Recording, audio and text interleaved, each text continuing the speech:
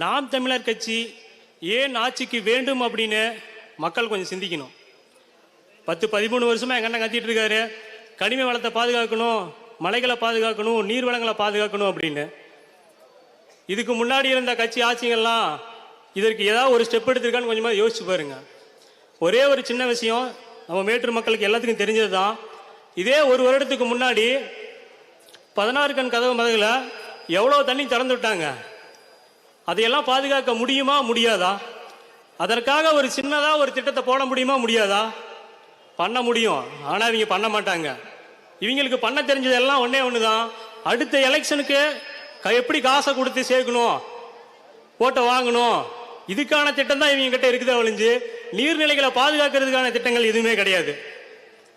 மேட்டூர்லேருந்து கன்னியாகுமரி வரைக்கும் தண்ணி ஆர்ப்பரிச்சு ஓடிச்சு ஒரு வருஷத்துக்கு முன்னாடி. தர்மல் பாலத்துலாம் வந்து பார்த்தீங்கன்னா பாலத்து மேலேயே அலை வந்து அப்படியே சும்மா சீறிட்டு வருது, பாயுது.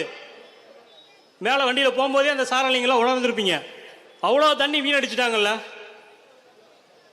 ஓட்டுக்கு காசு வாங்கிட்டு எல்லாருமே ஓட்டு போடுறோம். மக்கள் வந்து கொஞ்சமாவது மாறணுங்க. எப்படி நீங்கள் மாறாமல் இருக்கீங்கன்னு எனக்கு புரியல. ஒரு பெருமுதலாளி இருக்கான், 1000 ரூபா நீங்கள் வந்து ஒரு 500 1000 ரூபா விட்டுருங்க. ஒரு பெருமுதலாளி இருக்காங்க, ஒருத்தர் இன்வெஸ்ட்மெண்ட் பண்ணுறாங்க. இன்வெஸ்ட்மெண்ட் பண்ணவன் லாபம் எடுக்க பார்ப்பானா, மக்களுக்கான சேவைக்கு வருவானா? அதை மறந்துடாதீங்க. மக்கள் வந்து சின்னதாக ஒரே ஒரு சின்ன கால்குலேஷன் இது முடிச்சுக்கிறேன். எனது வந்து கொளத்தூர் ஒன்றியம் மூலக்காடு பஞ்சாயத்து. மூலக்காடு பஞ்சாயத்தில் 9 வார்டு இருக்குங்க. 9 வார்டில் தோராயமாக வந்து ஒரு 100 குடும்பம் இருக்குன்னு வச்சுக்கோங்க. 100 குடும்பத்துக்கு ஒரு ஓட்டுக்கு 500 ரூபா கொடுக்குறாங்க. ஒரு ஓட்டுக்கு 500 ரூபா. சாதாரணமாக 4 பேர்த்துக்கு கொடுக்குறாங்க, ஒரு குடும்பத்துக்கு 2000 ரூபா கொடுக்குறாங்க. அப்போ ஒரு வார்டுக்கு 2 லட்ச ரூபா செலவு பண்ணுறாங்க. 9 வார்டுக்கு 18 லட்ச ரூபா ஆகுது.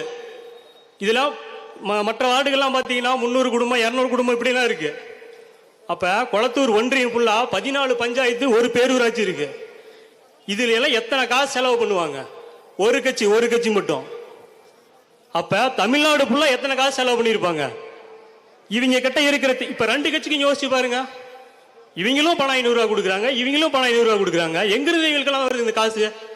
மக்கள் கொஞ்சமாவது சிந்திச்சு மாறணுங்க. நாம் தமிழர் கட்சி ஏன் ஆட்சிக்கு வேணுங்கிறது இதுக்கு மேலதான் கொஞ்சம் யோசிச்சு பாருங்க.